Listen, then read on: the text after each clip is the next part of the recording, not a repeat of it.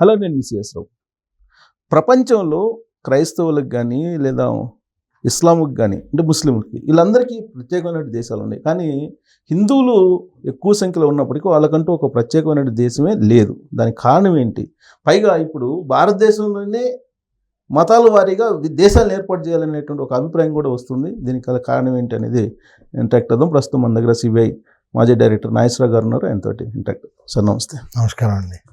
Sir, విచిత్రమైనటువంటి పరిణామం, హిందువులేమో చాలా పెద్ద సంఖ్యలో ఉంటారు. ప్రపంచంలోని జనాభాలో పోర్షన్ ఆల్మోస్ట్ 15 to 16% ఉందని చెప్పి ఏదో అఫీషియల్ లెక్కలు ఉన్నాయి.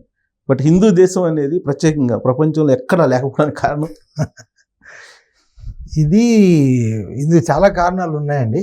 కాదు, కొద్దిగా దీన్ని రాయడానికి కొన్ని పుస్తకాలు కూడా రాయొచ్చు. ఒక 10 పుస్తకాలు 20 పుస్తకాలు కూడా రాయొచ్చు. కానీ మన సంక్షిప్తంగా చెప్పుకోవాలంటే మన చరిత్ర ఎంతో పురాతనమైనది. మన నాగరికత, హైందవ చరిత్ర ఎన్నో కొన్ని వేల సంవత్సరాల నుంచి ఉన్న నాగరికత. అయితే ఇన్ని వేల సంవత్సరాల నాగరికతలో మత వ్యాప్తి కొరకు మనము దండయాత్రలు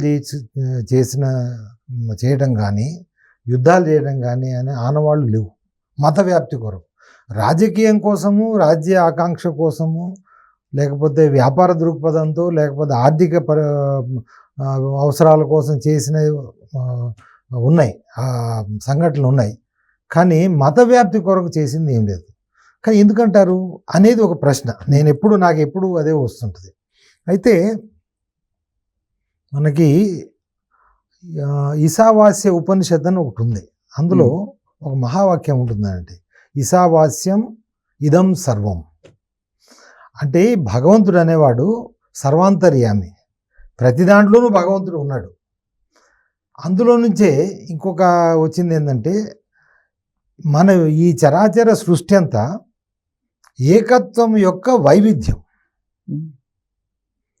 అంటే మనం మామూలుగా చెప్తారు కదా, యూనిటీ ఇన్ డైవర్సిటీ అని. అది తప్పండి, దాన్ని రివర్స్ చేయటం. ఏది ఇంగ్లీష్లో అంటారు కదా, putting cart before the horse అని. మనం ఎద్దుల్ని వెనకబెట్టి బండి ముందు పెట్టినట్టు. అది యూనిటీ ఇన్ డైవర్సిటీ కాదు, it is the diversity of unity.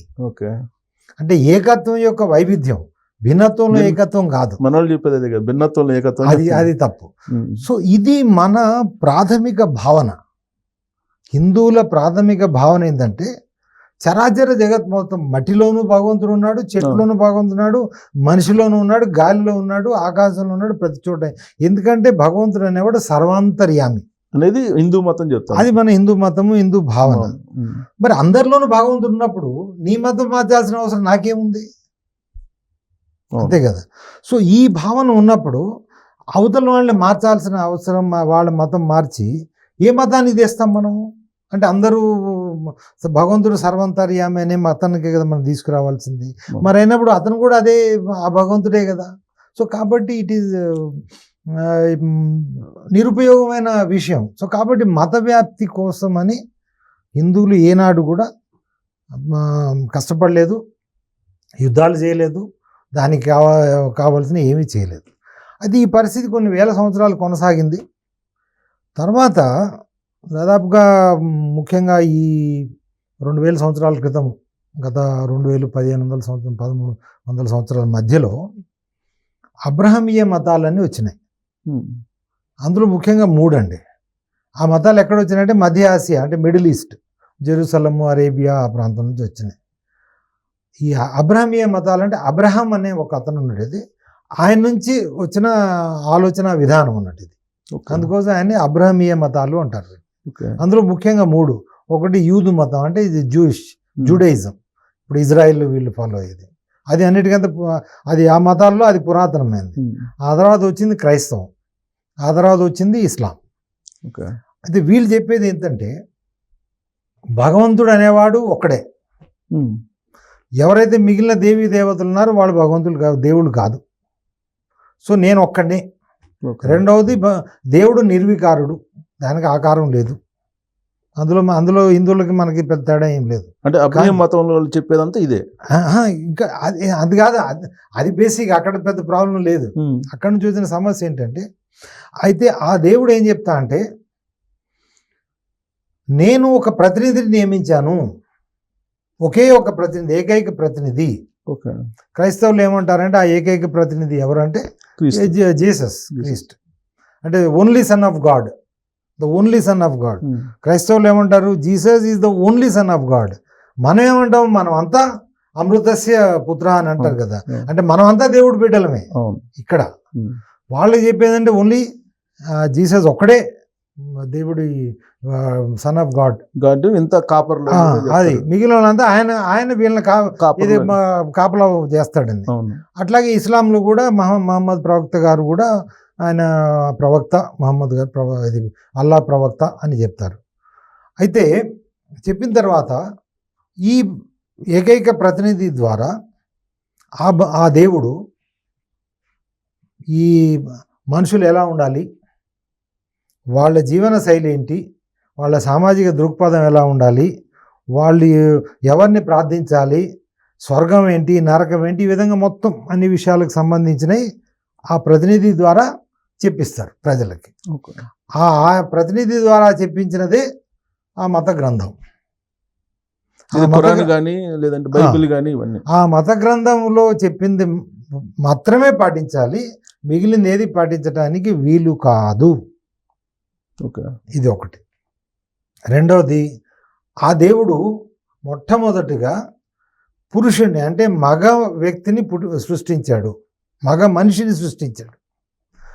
ఆ మగ మనిషి యొక్క భోగ విలాసాల కోసం ఆడవారిని సృష్టించారు, తర్వాత మిగిలిన చరాచర జగత్తునంతా సృష్టించారు.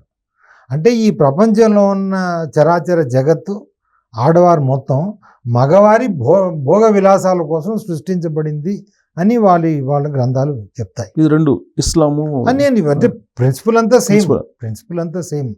అది తర్వాత మూడోది, ఎవరైతే ఇప్పుడు ఈ మతంలో ఉన్నారో వాళ్ళ ప్రాథమిక కర్తవ్యం ఏంటంటే ఆ మత గ్రంథం చెప్పినట్టు నడుచుకోవటమే కాకుండా ఎవరెవరైతే మిగిలిన మతాలను ఉన్నారో వాళ్ళందరినీ ఈ మతంలోకి మతం మార్పిడి చేయాలి.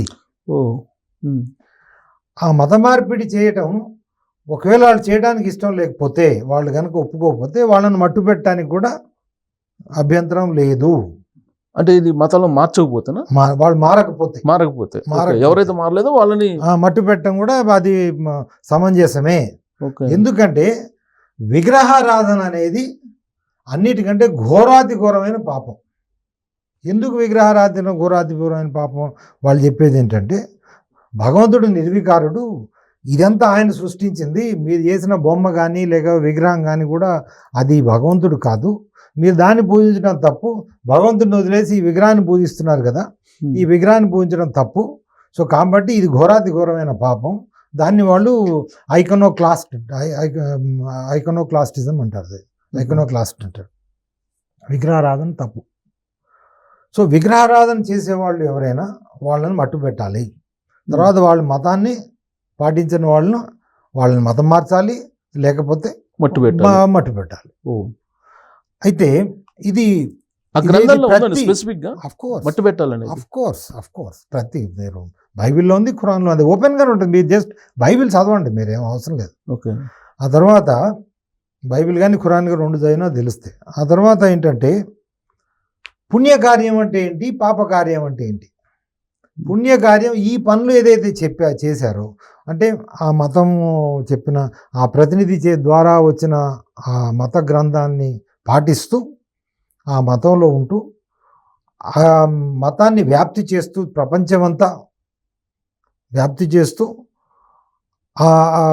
దానికి దానికి కావాల్సిన యుద్ధాలు, క్రిస్టియన్లు ఏమంటారు, క్రూసేడ్ అంటారు. వాళ్ళ మతపరమైన యుద్ధాన్ని క్రూసేడ్ అంటారు. మీరు క్రూసేడ్ అని గూగుల్ కొడితే మీకు వచ్చేస్తుంది. ఇస్లాంలోనేమో జిహాద్ అంటారు. ఇది జిహాద్ అంటారు. సో దీనికి మళ్ళీ ఇది పూర్తిగా మానవుల్ని రెండు విధాలుగా భాగాలుగా విభజించారు. ఎట్లా అంటే ఇప్పుడు క్రైస్తవులు హీథెన్లు అంటారు వాళ్ళని, క్రైస్తవులు కాని వాళ్ళని హీథెన్స్ అంటారు. అంటే క్రైస్తవేతరులు అని మనం తెలుగులో చెప్పుకున్నట్టు హీథెన్స్ అని, HEATHENS. అట్లాగే ముస్లింలు ఏంటంటే ముస్లింలు కాఫిర్లు, కాఫీర్ అనే పదం మీరు విని ఉంటారు కదా, కానీ క్రైస్తవులు మనం ఎక్కువ విని ఉండం, ఎందుకంటే అది బయటికి రానివారు. హీథెన్ అనేది హీథెన్ అంటే సో ఈ క్రైస్తవుల బాధ్యత ఏంటంటే హీథెన్స్ అనే వాళ్ళందరినీ మతం మార్చాలి. ముస్లింల బాధ్యత ఏంటంటే ప్రాథమిక కర్తవ్యం ఏంటంటే కాఫీర్లందరినీ ముస్లింలుగా చేయాలి. దీనికి కావాల్సిన అన్ని రకాలమైన మీరు నయాన భయాన సామధాన భేద దండోపాయాలు అన్నీ, నయాన్నో భయాన్నో మట్టు పెట్టడం, అది చేయటం, యుద్ధం చేయటము, అన్ని రకాలుగా ఏ విధంగా చేసినా కానీ మీరు మతం మారిస్తే అన్నిటికంటే అది పుణ్యమైన కార్యము.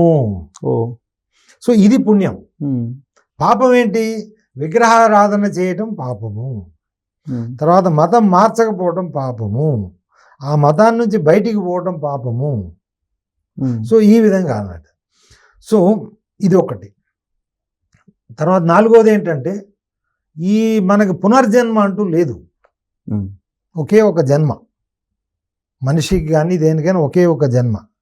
మనం ఈ జన్మలో చేసిన పుణ్యపాపాలని మనం చనిపోయిన తర్వాత వాళ్ళకి డే ఆఫ్ జడ్జ్మెంట్ అని ఉంటుంది. క్రిస్టియన్లు చెప్తారు డే ఆఫ్ జడ్జ్మెంట్, ముస్లిం చెప్తారు ఖయామత్ అంటారు. ఓకే. ఆ డే ఆఫ్ జడ్జ్మెంట్న ఈ ప్రతినిధి ఎవరైతే ఉన్నారో ఆ ప్రతినిధి నిర్ణయిస్తారు నువ్వేమి పుణ్యం చేసావు, ఏం పాపం చేసావు అని. పుణ్యం అంటే ఏంటి అంటే మీరు ఎంతమందిని మతం మార్చారు, ఎంతమందిని విగ్రహారాధకులని మట్టు పెట్టారు, లేకపోతే సో ఇవి పుణ్య కార్యక్రమాలు. మిగిలినేమో పాప కార్యక్రమాలు. మీరు ఈ పుణ్య కార్యక్రమాలు చేశారనుకోండి, మీకు మరణానంతర జీవనం, అంటే మరణానంతర జీవనం అనే శబ్దమే ఇది oxymoron, but that is called after life. The life after death or after life. ఆ మరణానంతర జీవితం మొత్తము మీరు స్వర్గలోకంలో ఎన్నో సుఖాలు భోగ విలాసాలతో మీరు గడుపుతుంటారు. ఇక ఎటర్నల్గా ఇక అనంతంగా మీరు అక్కడే ఉండి జీవనం గడుపుతారు.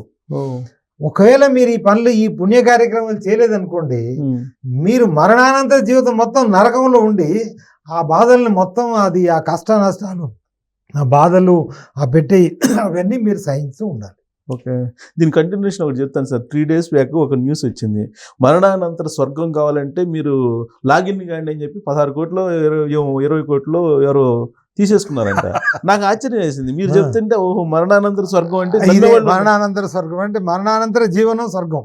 ఇది నేను ఎలా కట్టారు డబ్బులు అనుకున్నా. ఈ సూత్రం మీరు చెప్పిన సూత్రం ప్రకారం డబ్బులు కట్టుంటారు. ఇది చాలా ప్రభావం చేస్తుంది.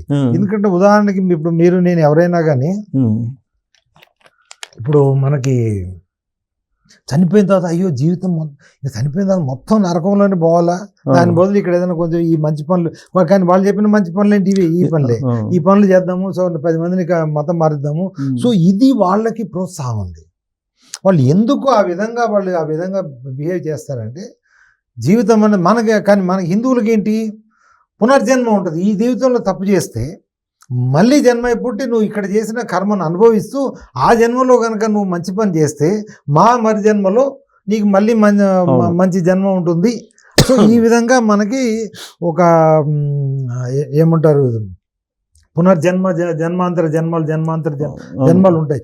అంటే మనకేంటి ఈరోజు తప్పు చేసాం అనుకోండి, మనం దాన్ని సరిదిద్దుకుంటే రేపు బాగానే ఉంటుంది అనే ఉద్దేశం మనది. అవును, ఈ జన్మలో చేసిన కర్మల ఆధారంగా నెక్స్ట్ జన్మ ఉంటుంది. సో కాబట్టి ఈ జన్మలో మనం బాగుంటుంది. అది కూడా ఏంటి, ఎవరిని చేయమనొద్దు, నువ్వు తిట్టొద్దు, వేరే వాళ్ళని కష్టపెట్టొద్దు, ఇవే కదా మనం చెప్పి. కానీ అక్కడ పుణ్యం పాపం వేరు, మన పుణ్యం పాపం వేరు. సో దీనివల్ల ఏమైందంటే అప్పుడు ఆ అబ్రహమీయ మతాల నుంచి వచ్చిన క్రైస్తవులు కానీ క్రైస్తవులేమో అటు యూరోప్ వైపు వెళ్ళిపోయారు ఇనీషియల్గా. సో ఇస్లాం మతం నుంచి వచ్చిన ముస్లింలు వాళ్ళు మొత్తం ఇక దండయాత్రలు చేయడం మొదలుపెట్టారు. ఎందుకంటే ఆ దేవుడు చెప్పింది, మహమ్మద్ ప్రవక్త గారు చెప్పింది దాని ప్రకారం అంతే. ధ్వంసం చేస్తే పుణ్యం అని చెప్పారు కదా. ధ్వంసాన్ని కాదు, మతం మార్చడం. మతం మార్చడం లేదంటే మతం మార్చి ఒప్పుకోకపోతే మీరు అన్ని రకాలుగా మీరు చేసిన ఇంక్లూడింగ్ వాళ్ళని చంపేయడం కూడా. అందుకోసం మనకి ఇప్పుడు చాలా మంది జిహాదీలు చెప్తారు కదా, నేను చేసిన పని మా మతం ప్రకారం మంచిది, నేను స్వర్గం పోతే నాకు 72 మంది కన్యలు దొరుకుతారు అది అని చెప్తారు కదా. ఇవన్నీ అది వాళ్ళ మత గ్రంథాల నుంచి వచ్చినది అన్నట్టు. అయితే మన క్రైస్తవ మతం అటు వెళ్ళిపోయింది. తర్వాత ఇనిషియల్గా తర్వాత ఇది ఇస్లాం మతము ఏర్పాటైన తర్వాత అది మనకి మొట్టమొదటి ఇస్లామిక్ ఆక్రమణ దురాక్రమణ ఆక్రమణ ఏదైనా అనండి. 711లో మొహమ్మద్ బిన్ ఖాసిం ద్వారా సింధ్ ఉంది, ఇప్పుడు పాకిస్తాన్లో ఉంది, దాని మీద మొట్టమొదటి దురాక్రమణ జరిగింది. ఆ రోజు నుంచి ఈ రోజు వరకు కూడా ఆక్రమణలు జరుగుతూనే ఉన్నాయి. అది యుద్ధం అంటే సైన్యం రావటమే కాదు, మామూలుగా కూడా హిందువుల మీద జరుగుతూనే ఉన్నాయి. ఇంకొకటి కారణం ఏంటంటే, ఇప్పుడు మనకి మన యుద్ధ నీతి ప్రకారము ఓన్లీ ఇది ఆయుధము ధరించని వాడి మీద, లేకపోతే యుద్ధానికి సంసిద్ధంగా లేని వాడి మీద యుద్ధం చేయడానికి వీల్లేదు అని చెప్తాను. యుద్ధ ధర్మం అది మన ఇప్పుడు యునైటెడ్ నేషన్స్ కన్వెన్షన్స్ కూడా అందులో అదే ఉంటుంది. ఇది non combatant should not be harmed in the war అని. అదేంటి మన నుంచి తీసుకుందే. కానీ ఈ అబ్రహామీయ మతాలు అది కాదు. వాళ్ళకి ఏంటంటే విగ్రహారాధన చేసే ప్రతివాడు శత్రువే. ఆ తర్వాత ఆ మతాన్ని ఆచరించని వాడు ప్రతివాడు శత్రువే. ఎందుకంటే క్రిస్టియన్లకి హీతన్లందరూ శత్రువులే. ప్రతి క్రిస్టియన్ యొక్క ధర్మం ఏంటి? ఆ హీతన్ల మతం మార్చడం లేకపోతే మట్టు పెట్టడం. అట్లాగే ముస్లింలు కూడా సేమ్ కాఫీర్లందరినీ మతం మార్చడం లేకపోతే ఇది. సో కాబట్టి నువ్వు యుద్ధం చేస్తున్నావా లేదా అనేది ముఖ్యం కాదు. నువ్వు విగ్రహారాధకుడివి, నువ్వు వాళ్ళ మతానికి సంబంధించిన వాడి కాకపోతే నువ్వు ఆటోమేటిక్గా నువ్వు వాళ్ళ శత్రువే. శత్రువు అయినప్పుడు నీ మీద యుద్ధం చేస్తారు. అంటే నేను చంపడము, మతం మార్చడం. ఓకే, అట్లా కాదు, నేను మతం మారుతానంటే నేను చంపరు. సో ఈ విధంగా మనకి ఈ గత 1300 సంవత్సరాల నుంచి హిందూ ధర్మం మీద, హిందూ ధర్మాన్ని కాదు, మిగిలిన క్రైస్తవేతర లేకపోతే ముస్లిమేతర మతాలన్నిటి మీద ప్రపంచం మొత్తం జరిగినాయి. ఇప్పుడు జరుపుకుంటూ వచ్చినాయి. అలా జరుపుకుంటూ వచ్చిన 1300 సంవత్సరాలు జరిగిన తర్వాత దాదాపుగా ముఘల్ సామ్రాజ్యం ఏర్పడిన తర్వాత ఇది ఇక మొత్తం దాదాపుగా భారతదేశం అంటే ప్రస్తుత పాకిస్తాన్, భారతదేశం, తర్వాత బంగ్లాదేశ్, 3 ప్రాంతాలు వాళ్ళ కింద వచ్చిన. ఆఫ్ఘనిస్తాన్ అంతకుముందు బౌద్ధ దేశం ఉండేది, అది కూడా అది పోయింది. అయితే ఇక దాదాపుగా ఇది హిందూ మతం మీద ఆక్రమణలు జరుగుతూనే వచ్చినాయి. అంటే భరతఖండం అంటే ఇదేనా సార్? ఇప్పుడు బంగ్లాదేశ్ భరతఖండం అంటే ఆఫ్ఘనిస్తాను, పాకిస్తాను, ఇండియా ఉపఖండం. శ్రీలంక కూడా వస్తాయి. శ్రీలంక, ఆఫ్ఘనిస్తాన్ తర్వాత ఇవన్నీ వస్తాయి. అయితే అది జరుపుకుంటూ వచ్చిన తర్వాత ఇప్పుడు ముఘల్ సామ్రాజ్యం ఏర్పడిన తర్వాత కూడా కానీ హిందువులు పోరాటం మాత్రం ఆపలేదు. హిందువులు చేసింది ఒకటేంటంటే, అవతల వాళ్ళు ఎందుకు మన మీద దాడి చేస్తున్నారు అనే విషయం మీద ఏనాడు కూడా సరి అయిన అవగాహన చేసుకోవడానికి చేయలేదండి. వాళ్ళ మత గ్రంథాలు చదవలేదు, ఎందుకంటే మనము అవతలవాడు మనిషే, అవతలవాడు కూడా మనలాగే మనిషి అని ఊహించుకున్నాం. కానీ ఇప్పుడు అవతల వ్యక్తి కూడా మనిషే కాదని ఎవరు అనరు.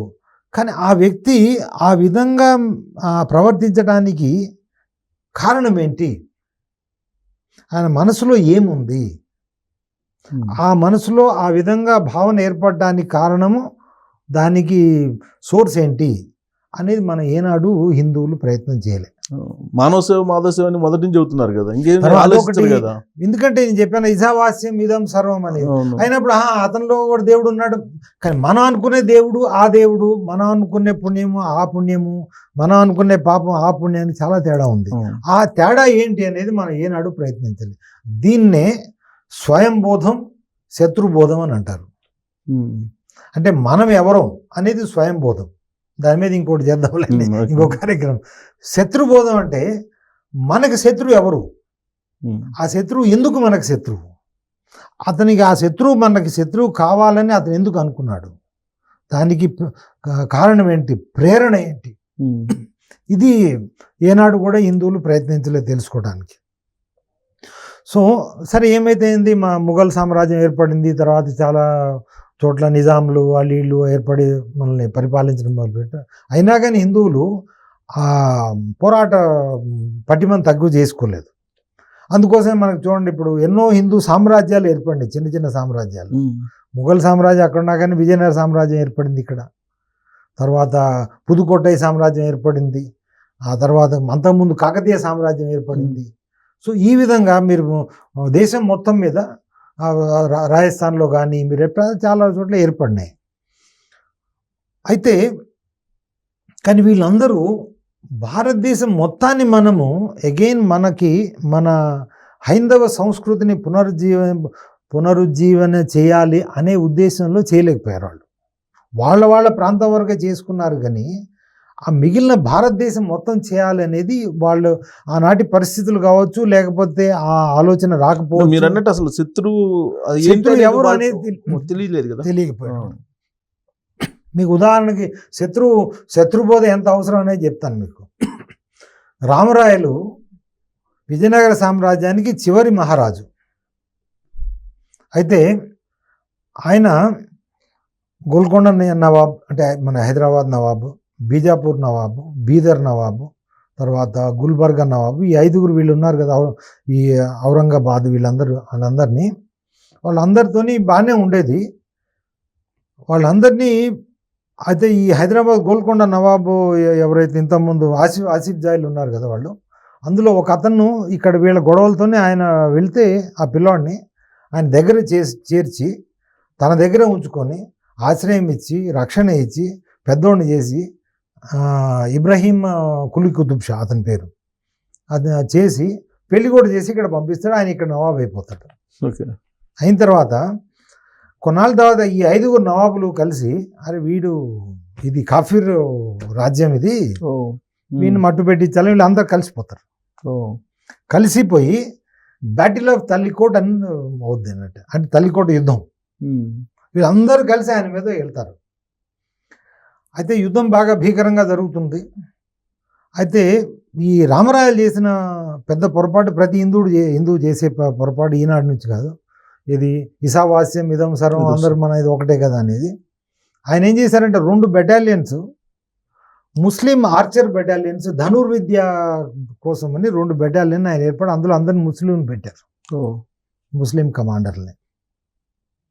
యుద్ధం జరుగుతున్నప్పుడు ఆ 2 బెటాలియన్లు ఈయన నుంచి మారిపోయి వాళ్ళలో చేరిపోతారు, శత్రువుల్లో చేరిపోతారు. ఓకే.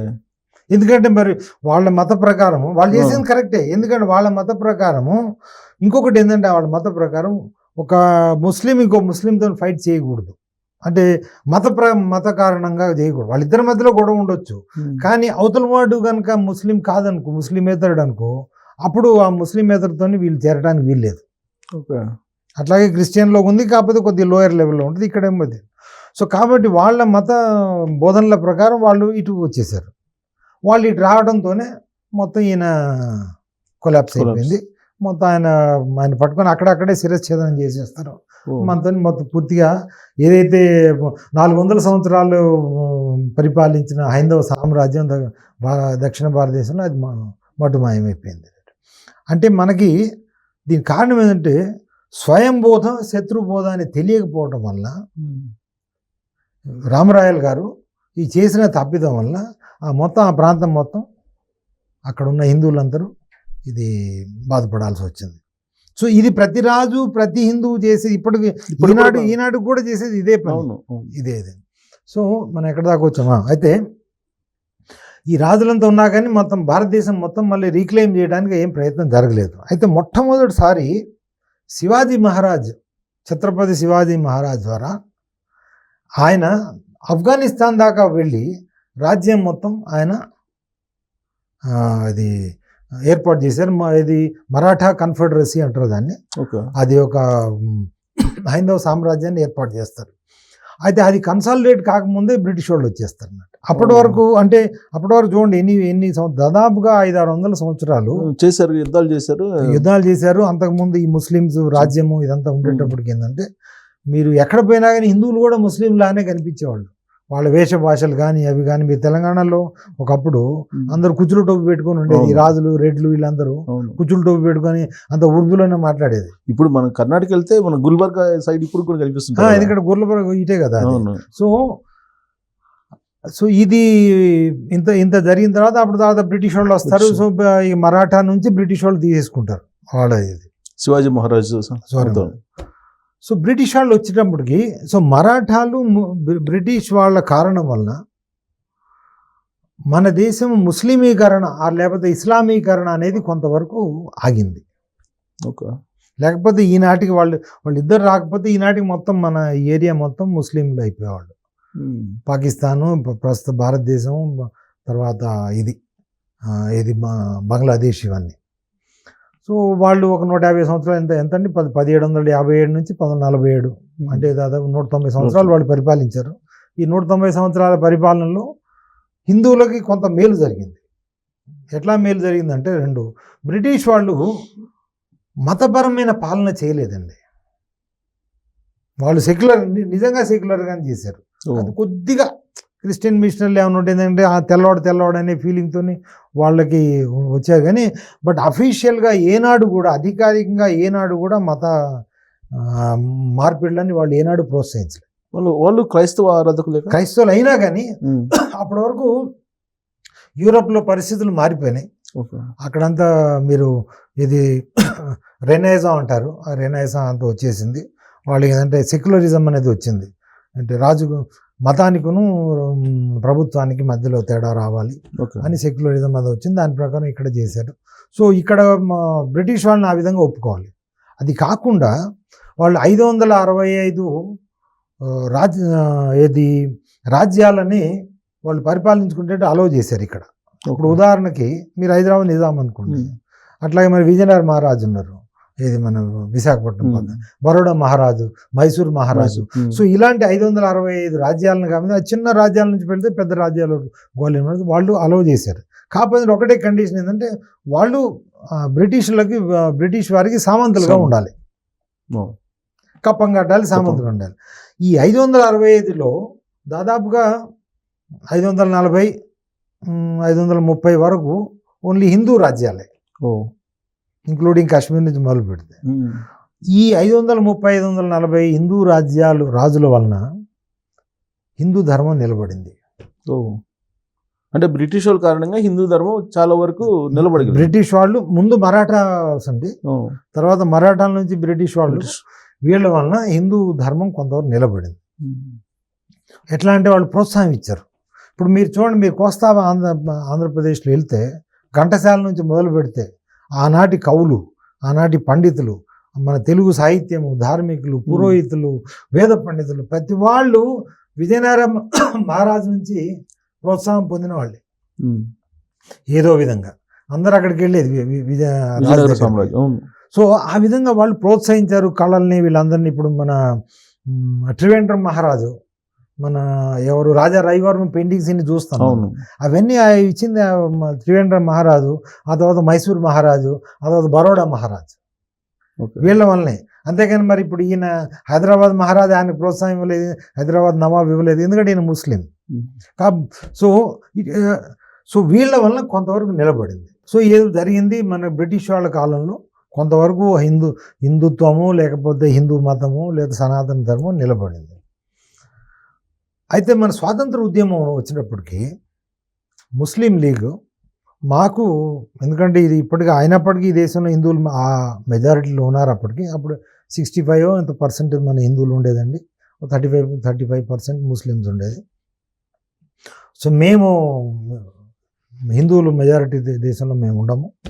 సో వాళ్ళు ముస్లిం లీగ్ ఇది పాకిస్తాన్ మాకు కావాలని, మీకు అది తెలిసిన విషయం, అందరికీ తెలిసిన విషయం, వాళ్ళ దేశ విభజన జరగాల్సిందే, పాకిస్తాన్ మాకు ప్రత్యేక దేశం రావాల్సిందే అని, మత ప్రాతిపదిక మీద జరగాల్సిందే అనేది వాళ్ళు పట్టుబట్టారు. మొదట్లో కాంగ్రెస్ వాళ్ళు ఒప్పుకోలే, ఆనాటి కాంగ్రెస్ నాయకులు, ఎందుకంటే మా దేశ విభజన మేము ఒప్పుకోం, గాంధీ గారి నుంచి నెహ్రూ నుంచి మొదలు పెడితే అందరూ ఒప్పుకోవాలి. కానీ చివరికి వాళ్ళు మత కల్లోలాలు ఏ విధంగా సృష్టించారు, ఎంత హిందువుల మీద అత్యాచారాలు, అసలు పరిస్థితి పూర్తిగా చేయి దాటిపోయే విధంగా వాళ్ళు ముస్లింల అత్యాచారాలు జరిగేటప్పటికి చివరికి ఒప్పుకోవాల్సి వచ్చింది. 1947లో బ్రిటిష్ వాళ్ళు చివరి వాళ్ళని మనం ఒప్పుకోవాల్సింది ఏంటంటే, బ్రిటిష్ వాళ్ళు చివరి రోజు వరకు అండి వాళ్ళు దేశాన్ని, సమగ్ర భారతదేశాన్ని భారతదేశంగా ఉంచి వెళ్ళాలని వాళ్ళ ఆకాంక్ష. ఎందుకంటే ఈ దేశాన్ని రాజకీయంగా మేము ఐక్యంగా చేసింది మేము, సో ఆ క్రెడిట్ మాకే ఉండాలి అనేది వాళ్ళకు ఉంది. దేశాన్ని విభజించాము అనే చెడ్డ పేరు మాకు రాకూడదు అని వాళ్ళు చాలా ప్రయత్నం చేశారు. కానీ ముస్లింలు ఒప్పుకోలేదు. కానీ ఇక్కడ ఒక పాయింట్ సార్, గాంధీ జిన్నా ఇద్దరు కలిసి ఏదో గూడుపుడానికి చేశారు అనేది బీజేపీ వాళ్ళు చెప్తుంటారు ఇప్పుడు. అది కాదండి. కానీ బీజేపీ వాళ్ళు చెప్పేది అదే కదా. బీజేపీ వాళ్ళంతా వాళ్ళు వాళ్ళు పుట్టుకతోనే అబద్ధంతోనే పుడతారండి. గాంధీజీ వాళ్ళు ఏనాడు కూడా ఒక నిజం చెప్పరు. సో గాంధీ గారు కూడా చివరి వరకు ప్రయత్నం చేశారండి, దేశాన్ని విభజించొద్దు అని, మనం అంతా కలిసి ఉందాము. అది కూడా ఎగైన్ తప్పండి, అది తప్పనేది నేను వేరే దాంట్లో చెప్తాను, ఇప్పుడు కాదు. కానీ సో ఎప్పుడైతే మనము కలిసి ఉండలేకపోయామో, మత ప్రాతిపదికన మన దేశం విభజించాలి అని ఒప్పుకున్నప్పుడు, పాకిస్తాన్ ముస్లిం దేశం అని ఒప్పుకున్నప్పుడు, మిగిలిన దేశం ఏమో ఎవరిదవుద్దండి? హిందూ దేశం ఆటోమేటిక్గా కావాలిగా. కానీ కాంగ్రెస్ ఆనాటి నాయకులు ఎవరు కూడా ఒప్పుకోలేదు. మనం సెక్యులర్ గానే ఉన్నాము, లౌకికవాదమే, మత ప్రాతిపదికన మన భారతదేశం ఉండదు. మరి అయినప్పుడు నువ్వు పాకిస్తాన్ విభజన ఎందుకు ఒప్పుకున్నావు? ఒప్పుకోకుండా ఉండాల్సింది. అది ముస్లిం కంట్రీగా అనౌన్స్ చేసి, అది ముస్లిం కంట్రీగా మీరు ఒప్పుకున్నారు, ముస్లిం కంట్రీగా ఏర్పడింది. దానికంటే ముందు బ్రిటిష్ వాళ్ళు ఎలక్షన్లు పెట్టారండి, 1937 ఎలక్షన్ అప్పుడు. అది పెడితే మద్రాసు నుంచి మొదలు పెడితే, మద్రాసు నుంచి తమిళనాడు, ప్రస్తుతం తమిళ, ఆనాటి బ్రిటిష్ ఇండియాలో మొత్తం మీద ప్రతి ముస్లిం, దాదాపుగా 90% ముస్లిమ్స్ పాకిస్తాన్ కావాలనే ఓటేశారు. ఓ, ఇండియా మొత్తం ఈ ప్రాంతం నుంచి కూడా, అన్ని ప్రాంతాల నుంచి. కానీ విభజన జరిగిన తర్వాత ఆ ప్రాంతంలో ఉన్న ముస్లిం తప్పిస్తే ఈ ప్రాంతం నుంచి ఎక్కువ ముస్లిం వెళ్ళలేదు.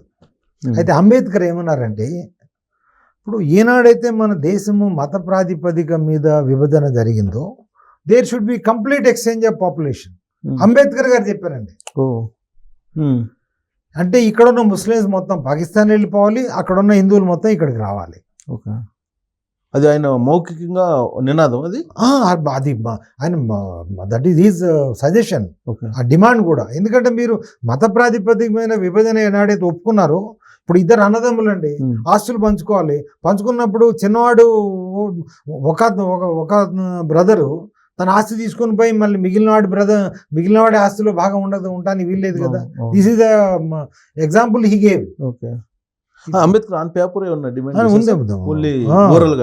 ఐ థింక్ ఉంది, నేను ఇస్తాను మీకు పంపిస్తాను. So he demanded that, he said that, but he was over ruled. మొత్తం ఓవర్ రూల్ ఏమిటి? సో విడిపోయిన తర్వాత వీళ్ళు కాన్స్టిట్యూంట్ అసెంబ్లీ, అంతకుముందు ఏర్పడిన కాన్స్టిట్యూంట్ అసెంబ్లీలో ఏది రాజ్యాంగ సభ, రాజ్యాంగం తయారు చేయడానికి మనకు రాజ్యాంగం తయారు చేశారు. దాంట్లో లౌకికవాదం అని చెప్పారు. కానీ లౌకికవాదం స్పెసిఫికల్గా మెన్షన్ చేయకపోయినా కానీ ఆర్టికల్స్ 14, 15, 16, 17, 18, 19, 21 వరకు మొత్తం లౌకికవాదాన్నే అందులో ఏది కూర్చారు. లౌకికవాదం చేసినప్పుడు రాజ్యాంగం తయారు చేశారు. ఇప్పుడు దేశ విభజన అనేది ఎంత పెద్ద సంఘటన అండి మన దేశ చరిత్రలో కదా.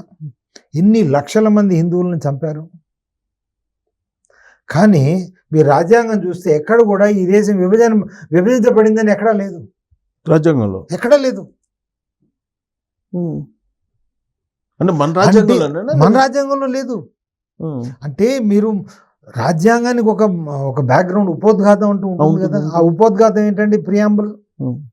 ఆ ప్రియాంబుల్లో కానీ ఎక్కడైనా రాయాలి కదా, మన దేశ చరిత్ర ఇది, మన దేశం విడిపోయిన తర్వాత మళ్ళీ అలాంటి పరిస్థితులు ఈ దేశంలో రాకూడదు కాబట్టి మనం ఆ రాజ్యాంగాన్ని ఆ విధంగా తయారు చేస్తున్నాము అని ఉండాలి కదండి. ఉపోద్ఘాతం చిన్నది, మీరు 2 లైన్లాగానే.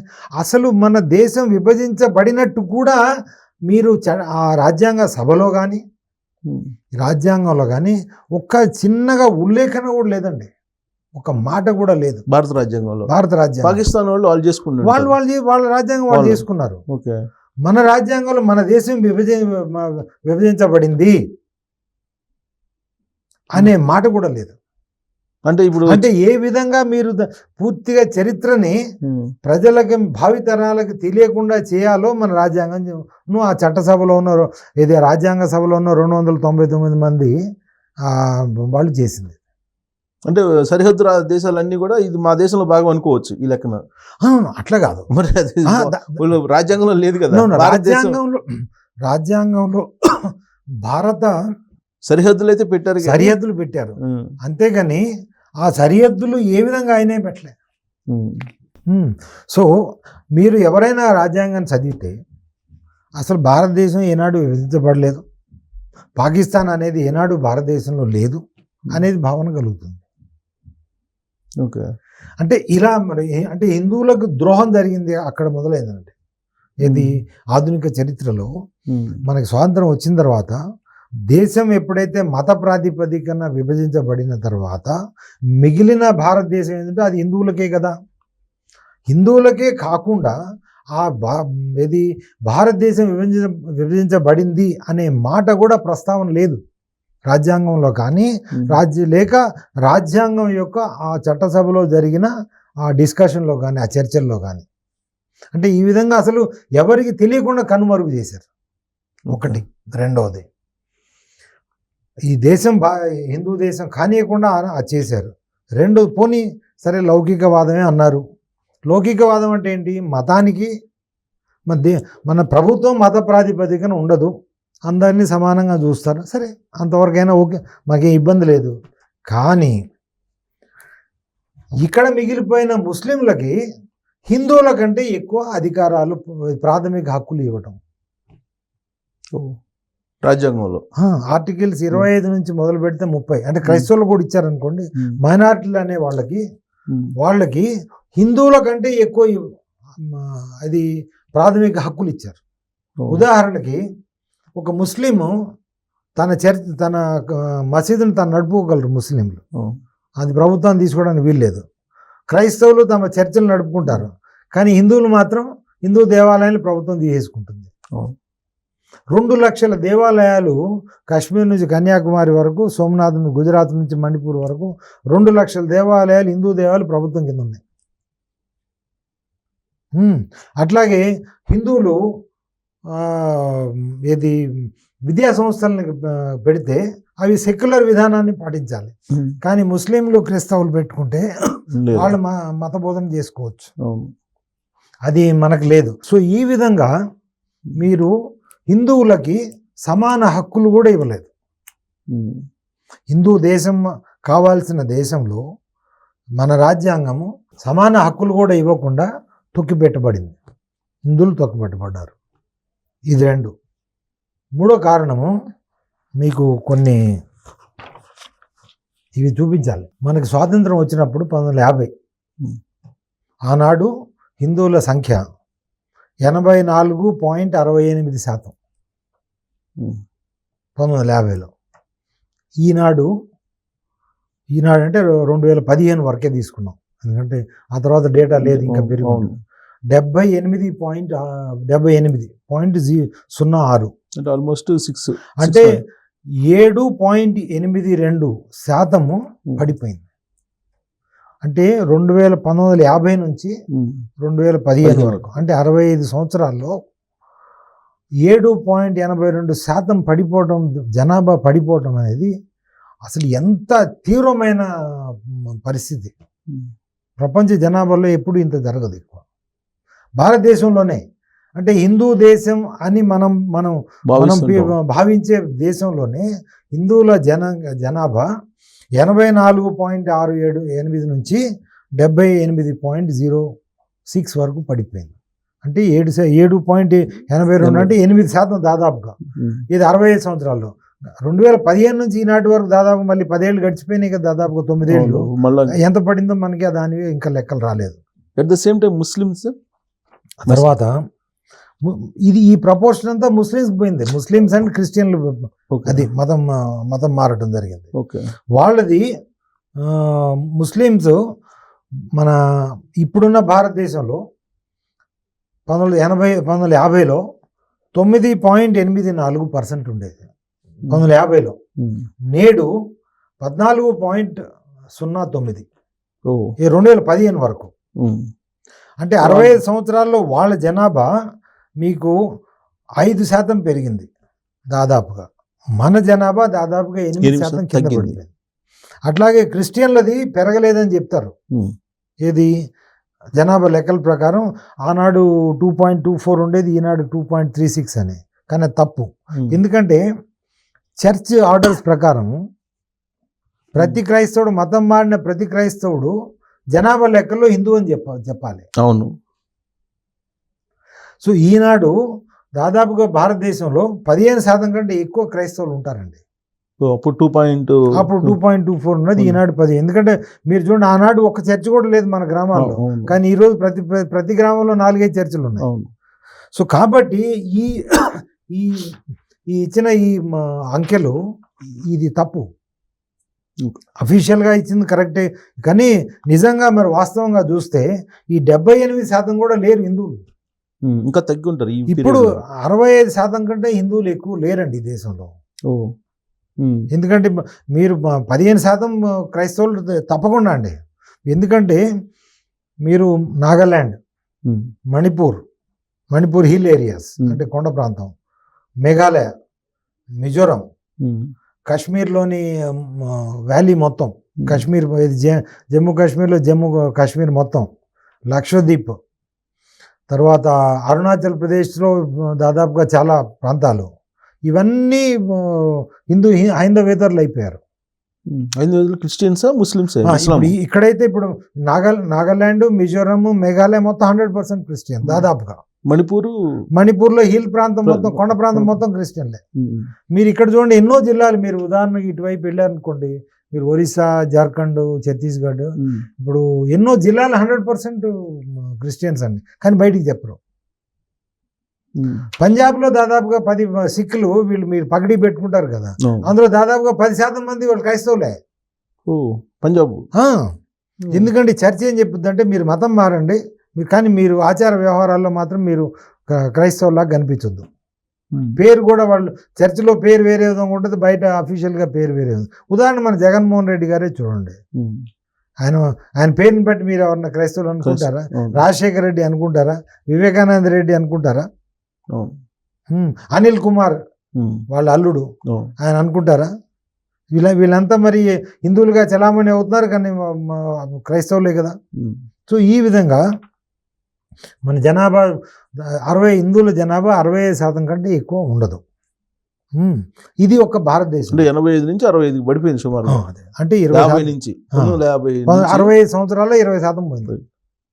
మేజర్ పోర్షన్ కదా, 20% డిక్రీజ్. అది తర్వాత మీరు భారత ఉపఖండంలో ఏం జరిగిందో మనం చూద్దాం. ఎందుకంటే భారత ఉపఖండంలో కదా మన హిందువులు ఎక్కువ. మనకు 1950లో పాకిస్తాన్లో 13% హిందువులు ఉండేది. అంటే మనకి ఇది భారత విభజన జరిగిన తర్వాత. ఈనాడు 2% కూడా లేరు, 15 నుంచి 2 పడిపోయింది. అట్లాగే అక్కడ ముస్లింలు 84 నుంచి 90% అయిపోయారు అక్కడ. అంటే ఈ 11% మొత్తం ముస్లింలు మార్చేశారు. బంగ్లాదేశ్లో, అంటే ఆనాడు ఈస్ట్ పాకిస్తాన్ అనేది, తూర్పు పాకిస్తాన్ అనేది ఈనాడు బంగ్లాదేశ్, 1950లో 23% హిందువులు ఉండేది. ఈనాడు అది 8% వచ్చింది. ఇప్పటికి కూడా మన అత్యాచారాలు జరుగుతున్నాయి, రోజు చూస్తూనే ఉన్నారు కదా. అంటే దాదాపు మనకి 15% అక్కడ పడిపోయింది. భూటాన్, అది భూటాన్ చిన్న దేశము, అది బుద్ధిస్ట్ దేశం, బౌద్ధ దేశం. అక్కడ 1950లో 23% హిందువులు ఉండేది. ఈనాడు 11% ఉన్నారు. సగం పడిపోయింది. బౌద్ధ దేశం, మన బౌద్ధులు మన వాళ్ళు అనుకునే బౌద్ధ దేశంలో సగం పడిపోయింది. శ్రీలంక బౌద్ధ దేశం 20%, 1950లో 20% మంది హిందువులు ఉండేది. ఈనాడు అది 15% ఉన్నారు, 5% పడిపోయింది అక్కడ. శ్రీలంక మీరు ఈ భూటాను భారతదేశంతోనే వాళ్ళు సహాయ సహకారాలతోనే వాళ్ళు వాళ్ళ మనుగడ సాగిస్తారు. అయినా కానీ హిందువులు అక్కడ రక్షణ లేదు వాళ్ళకి. నేపాల్ మొన్నటిదాకా హిందూ దేశం ఉండేది, ఏది మన రాజు హిందూ రాజు ఉండేది, ఇది కమ్యూనిస్టు రెవల్యూషన్ వరకు. 1950లో 84% ఉన్నది హిందూ జనాభా. ఈనాడు 81%, 3%. అంటే హిందూ దేశం అనే అదే ఏకైక దేశం ఉండేది నేపాల్, అది అందులో కూడా పడిపోయింది. ఈ మా భారతదేశం గురించి చెప్పాను కదా మీరు. అంటే మీరు ఎక్కడ చూసినా కానీ ప్రపంచం మొత్తం హిందూ జనాభా పడిపోతూ వస్తుంది. భారతదేశం కానివ్వండి, అది వేరే దేశాలైనా కానివ్వండి. దీని కారణం ఏంటంటే నేను చెప్పాను కదా, అబ్రహమీయ మతాలు అబ్రహామీయ మతాలను వీళ్ళేమో సర్వాంతర్యామని అనుకోవటం, శత్రువుని గుర్తించలేదు. శత్రువును గుర్తించకపోవడం. సో ఈ విధంగా పరిస్థితి కొనసాగితే మీరు ఇప్పుడు 65% ఉన్నారు కదండి. నేను చెప్తున్నాను, యూ టేక్ ఫర్ మై, ఎందుకంటే 2040 వరకు మనం బతుకుంటే ఉండొచ్చు కూడా. 2040 తర్వాత భారతదేశంలో హిందూ ప్రధానమంత్రి అనేవాడు హిందూ ప్రధానమంత్రి కావడం అనేది అసంభవం. అంటే ఇంకొక 15 ఏళ్లే ఓకే. హిందువు అనేవాడు ప్రధానమంత్రి కాలేడు భారతదేశంలో 2040 తర్వాత. మీరు ఈ వీడియో ఉంటే ఆనాడు 2040లో ఎవరన్నా చూసుకోవచ్చు. అంటే ఇప్పుడు 65% ఉండేది ఇంకా తక్కువైపోతుంది. డ్రాస్టిక్. ఎందుకంటే the decrease, the fall will be on exponential level అండి. అంటే ఇప్పుడు దీన్ని జామెట్రిక్ ప్రపోర్షన్, అర్థమెటిక్ ప్రపోర్షన్ ఇంగ్లీష్లో అంటారు కదా. ఇప్పుడు అక్కడ 2 to the power of 2, అక్కడ 2 to the power of 3, not 2 into 3. అవును. 2 into 3, 2 into 4 అనేది arithmetic proportion. 2 to the power of 3, 2 to the power of 4, 2 to the power of 5. అదంటే every time it is 100 times more. ఇది logarithmic ప్రపోర్షన్లో అది పడిపోతుంటుంది అన్నట్టు అది. సో జామెట్రిక్ ప్రపోర్షన్లో our fall will be like that. So కాబట్టి 2000 చెప్పాను కదా, 2040 ఆ తర్వాత 2040 వరకు చాలా రాష్ట్రాల్లో కూడా ముఖ్యమంత్రులు అనేవాడు హిందూ కాడు, అయ్యే అవకాశం లేదు చాలా రాష్ట్రాల్లో. సో ఇలాంటి పరిస్థితుల్లో మనము హిందూ జాతి మనుగడ అనేది ఉంటుందా? ఇప్పటికే గత 65-70 సంవత్సరాల్లో ఎన్నో రాష్ట్రాలు, ఎన్నో జిల్లాలు, దాదాపుగా 200 జిల్లాల్లో హిందువులు మైనారిటీలు అండి భారతదేశంలో. 7-8 రాష్ట్రాల్లో హిందువులు మైనారిటీలు. చెప్పాను కదా, నాగాలాండ్, మణిపూర్, ఇవన్నిటిలో. కేరళలో కూడా హిందువులు 50% కాదు, 50% పడిపోయారు. అక్కడ ముస్లింలు, క్రైస్తవులు కలిపితే వాళ్ళే ఎక్కువ. హిందువులు దాదాపు 40%. 40% హిందువులు కూడా ఎవరండి? వీళ్ళు కమ్యూనిస్టులు. పేరుకి హిందువులు, వాళ్ళు అసలు హిందువులు కానే కారు. కేరళ ఒకటి, తమిళనాడు కూడా అదే జాబ్, తమిళనాడు కూడా అదే పరిస్థితి. సో తర్వాత మీరు ప్రపంచం మొత్తం మీద చూస్తే, ప్రపంచం మొత్తం మీద ఇక్కడ ప్రపంచం మొత్తం మీద చూస్తే, ఇది మత ప్రాతిపదిక మీద జనాభాను చూస్తే అందరికంటే ఎక్కువ క్రైస్తవులు. వాళ్ళు 240 కోట్లు దాదాపు ఉన్నారు ప్రపంచం మొత్తం మీద. ఆ 240 కోట్ల క్రైస్తవులకి 157 దేశాలు ఉన్నాయండి. క్రైస్తవులకి ప్రపంచంలో అమెరికా కూడా సెక్యులర్ అనుకున్నా కానీ వాళ్ళకి అక్కడ క్రైస్తవ వ్యతిరేకం కాదు. భారతదేశం సెక్యులర్ అయినా కానీ, భారతదేశంలో సెక్యులర్ అంటే మీరు యాంటీ హిందూ అని, అంటే హిందూ వ్యతిరేక దేశం ఇది భారతదేశం. భారత ప్రభుత్వము, భారత రాజ్యాంగము హిందూ వ్యతిరేక ప్రభుత్వం. మనము పాటించే లౌకికవాదం అది లౌకికవాదం కాదు, ఆ హిందూ వ్యతిరేకతని మనం లౌకికవాదం అని, ఆ కుహనా లౌకికవాదం అండి ఇది. ఈ కుహనా లౌకికవాదం మనం పడదు. అది అమెరికాలో అది లౌకికవాదం, వాళ్ళు ఎవరికి వ్యతిరేకం కాదు. అక్కడ మెజారిటీ క్రైస్తవులు కాబట్టి వాళ్ళకి కొంచెం క్రైస్తవులకి ఫేవరబుల్గా ఉంటుంది, తప్పలేదు. వాళ్ళు వేరే వాళ్ళని వివక్ష చూపించరు అయినా కానీ, బట్ వాళ్ళు ఎక్కువ మెజారిటీ కాబట్టి. సో మీరు అక్కడ ఉన్న ఇప్పుడు యూకే, జర్మనీ, ఇవన్నీ కూడా సెక్యులర్ పేరు, వాళ్ళ రాజ్యాంగం ప్రకారం, వాళ్ళ చట్టాల ప్రకారం సెక్యులర్. కానీ అక్కడ ఉన్న మెజారిటీ క్రైస్తవులు కాబట్టి వాళ్ళు క్రైస్తవులకి ఫేవరబుల్గా ఉంటారు, తప్పులేదు. సో ఆ విధంగా చూస్తే మీరు 157 దేశాలు క్రైస్తవ దేశాలు. అట్లాగే ముస్లింలు 190 కోట్లు ఉన్నారు దాదాపుగా ప్రపంచం మొత్తం మీద. 50 దేశాలు ఇస్లామిక్ కంట్రీస్. ఆ 190 కోట్లు మీరు భారతదేశాన్ని లెక్క పెట్టుకోడు, భారతదేశంలో ముస్లిం లెక్క పెట్టుకోడు, ఎందుకంటే ఇది వీళ్ళు ఉన్నది సెక్యులర్ కంట్రీలో ఉన్నారు. సో అవన్నీ తీసేసి ఇంకా తక్కువ, అంటే దాదాపు 130-140 దేశాల్లో 130 కోట్ల ముస్లింలు వాళ్ళు ఇస్లామిక్ కంట్రీస్లో ఉంటారు. మీరు చెప్పిన 190 కోట్లు మొత్తం ప్రపంచం మొత్తం మీద, ఇంక్లూడింగ్ ఇండియాలో వాళ్ళు కూడా. వాళ్ళకి 50 దేశాలు ఉన్నాయి. ఉమ్, మీరు మీరు మిడిల్ ఈస్ట్ మొత్తం ఇస్లామిక్ కంట్రీసే కదండి. పాకిస్తాన్ కూడా అదే, బంగ్లాదేశ్ కూడా అదే, ఉమ్, మీరు మలేషియా అదే, ఇండోనేషియా కూడా అదే. బౌద్ధులు 50 కోట్లు ఉన్నారు. ఉమ్, వాళ్ళకి 7 దేశాలు ఉన్నాయి. శ్రీలంక, మ్యాన్మారు, లావోస్, అవన్నీ మంగోలియా, ఉమ్. ఇవన్నీ బౌద్ధ దేశాలు. వాళ్ళ అఫీషియల్గా వాళ్ళ మతం బౌద్ధం. ఓ, శ్రీలంకలో వాళ్ళ రాజ్యాంగంలో రాసి ఉంటుంది, ఉమ్, మ్యాన్మార్లో వాళ్ళ రాజ్యాంగంలో కూడా రాసి ఉంటుంది బౌద్ధం అని. ఓకే. అంటే 240 కోట్లున్న క్రైస్తవులకు 157 దేశాలు ఉన్నాయి. 190 జనాభా. కోట్లున్న ముస్లింలకి 50 దేశాలు ఉన్నాయి.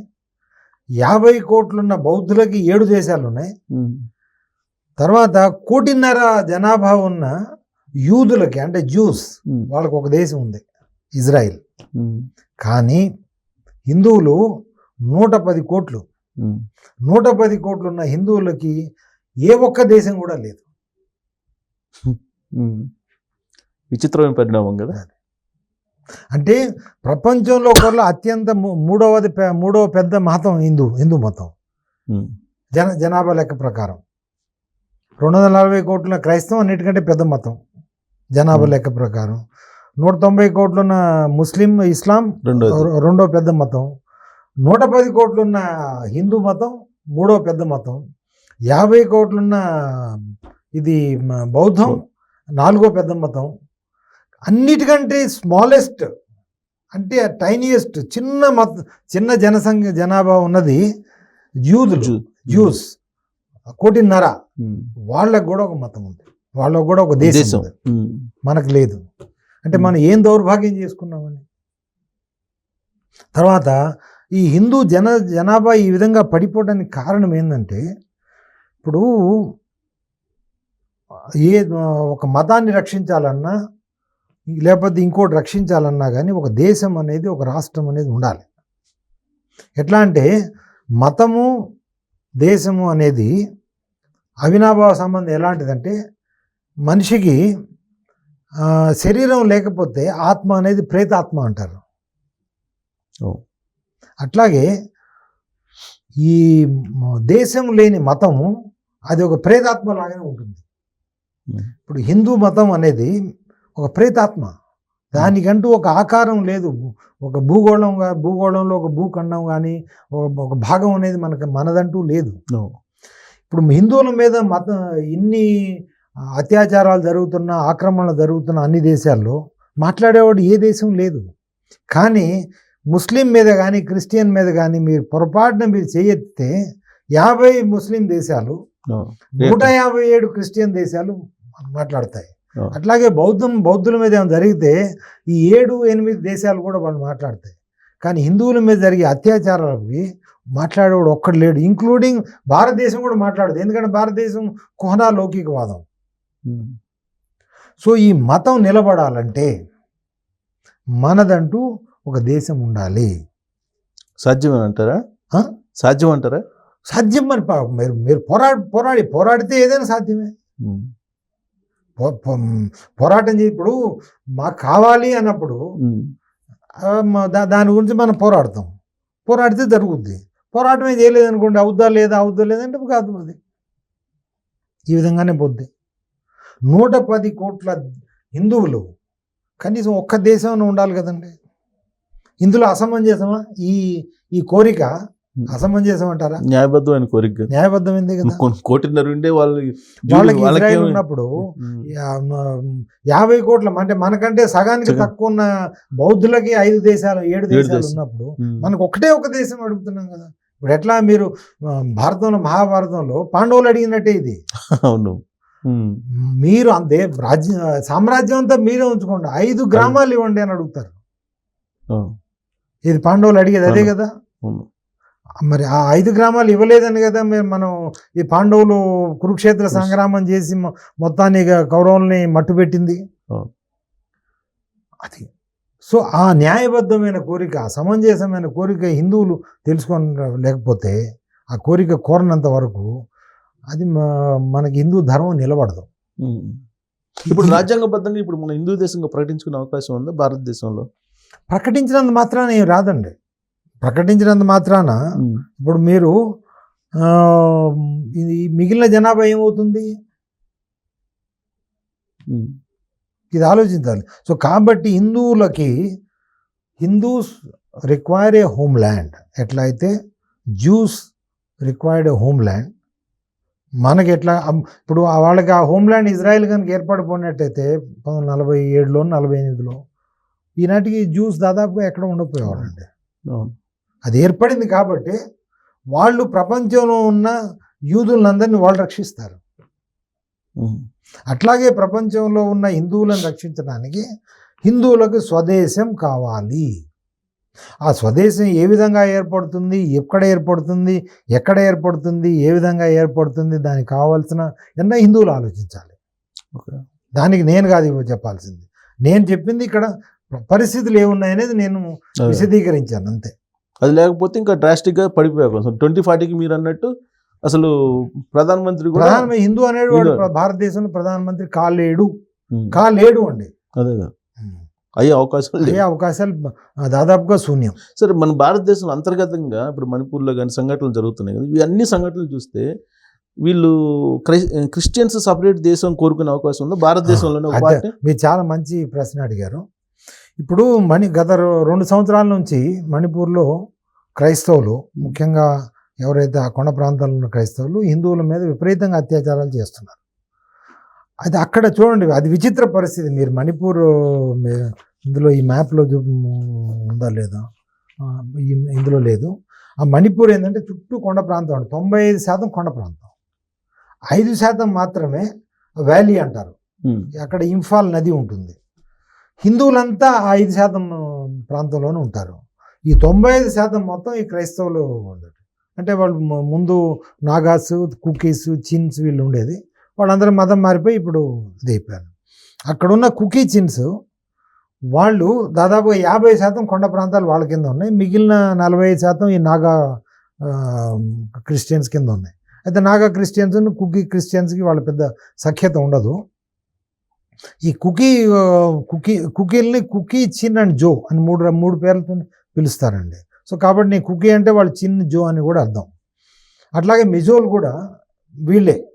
మిజోరంలో ఉన్నది మొత్తం 100% వీళ్ళు ఈ కుకీ జోలే. వీళ్ళు కుకీ చిన్ జోలే. ఈ కుకీ చిన్ జో ఈ క్రిస్టియన్లు వీళ్ళు 3 దేశాల్లో స్ప్రెడ్ అయి ఉన్నారండి. అటువైపు మ్యాన్మార్ అంటే బర్మా, ఇటువైపు బంగ్లాదేశ్. వాళ్ళ డిమాండ్ ఏంటంటే ఈ 3 ప్రాంతాలను కలిపి మాకు క్రిస్టియన్ దేశంగా ప్రకటించాలి. దీనికి అమెరికా సపోర్ట్ ఉంది.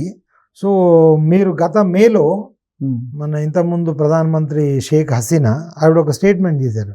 నా దగ్గరికి ఒక తెల్లతను వచ్చాడు, తెల్లతను అంటే అమెరికా, ఆమె యుఎస్ అని చెప్పలేదు, వచ్చి ఇట్లా మీ బే ఆఫ్ బెంగాల్లో కానీ మీ దేశంలో మేము ఎయిర్ బేసెస్ పెట్టుకుంటాము. సో అక్కడ వాళ్ళ ఉద్దేశం ఏంటంటే అక్కడ ఒక క్రిస్టియన్ దేశాన్ని ఏర్పాటు చేయాలి అని ఆవిడ చెప్పారు.